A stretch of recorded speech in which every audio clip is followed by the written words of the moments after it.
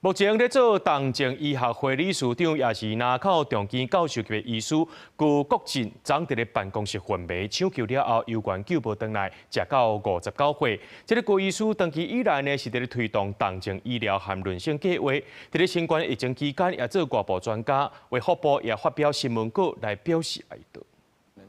各有名医师过身，中华民国重症医学会理事长，也是南口中经病院教授级的医师郭国进，20向伫办公室昏迷急救了后，由院救无转来，享年59岁，定下医界。郭国进是国内真少数稀松稀实的内科重症照护专家。新冠疫情期间，捌做专家咨询小组委员，也是治疗俗称大白肺的专家。医界人士表示，半年来连续2个因把重症医师向过身，过身进程也伫交互病房第一线救人，显示国内重症医师缺少心肺困境。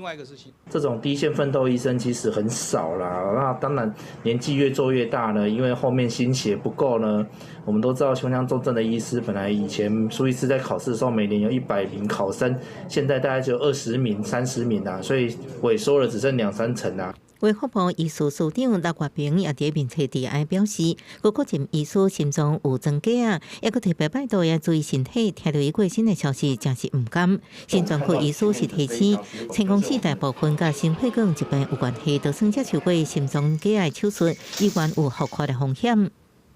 尽量避免过劳、生活压力过大、